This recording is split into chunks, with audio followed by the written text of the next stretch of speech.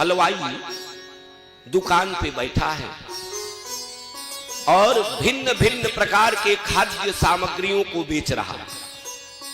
मिठाइयां हैं, भोजन है, जलपान है, सब कुछ है हलवाई की दुकान पे। भिन्न भिन्न प्रकार के ग्राहक आते, कोई मिठाई मांगता, कोई भोजन मांगता, कोई कुछ मांगता, सबको कई सारे वहां वेटर हैं, सबको उपलब्ध कराते। बहुत भीड़ है उस हलवाई की दुकान पे।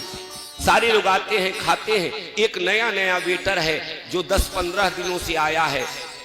2-4 दिनों तो ध्यान नहीं गया, लेकिन 5 दिनों के बाद उसका ध्यान जाता है कि एक व्यक्ति आता है, भोजन करता है और भोजन करके बिना पैसा दिए, जब ग्राहकों की भीड़ होती है तो धीरे से निकल जाता है बिना पैसा दिए।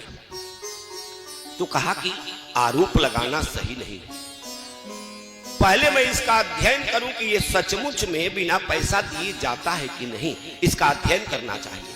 तो अध्ययन करता है 3-4 दिन और धीरे धीरे समय व्यतीत हुआ।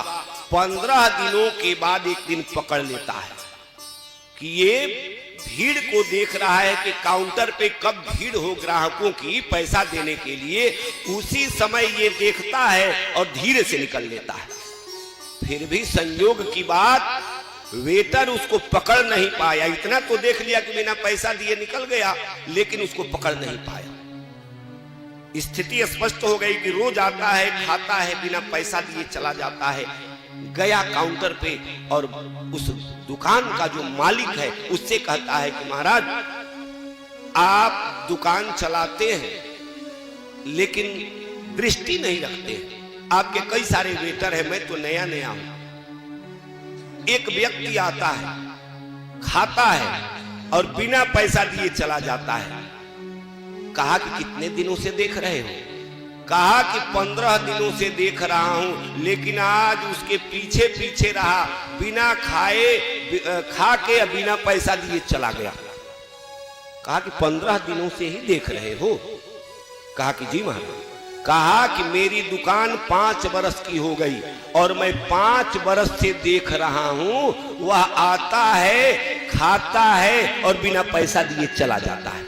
कहा कि गजब आश्चर्य है, जब 5 बरस से देख रहे हैं तो बोल क्यों नहीं रहे, उसे रोक क्यों नहीं रहे?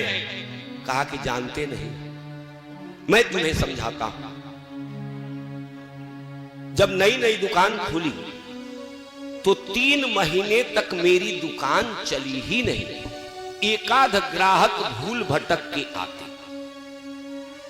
एक दिन यह व्यक्ति आया और कहा कि हे परमात्मा, इसकी दुकान पर आप इतनी भीड़ को भेजें कि खूब भीड़ लग जाए, खूब ग्राहक आए, खूब खाएं, और जब खूब खाएंगे तो उसका लाभ मुझे ये मिलेगा कि उसी भीड़ में घुस के मैं खाऊंगा और खा के धीरे से निकल जाऊंगा। तो भगवान इसकी प्रार्थना को स्वीकार करते हैं। इसकी प्रार्थना है कि इसकी दुकान चले, इसलिए मैं इससे पैसे नहीं लेता। तो वह क्या करता है? अपना पेट भरने के लिए प्रार्थना करता है कि ये भगवान इसकी दुकान चलती रहे।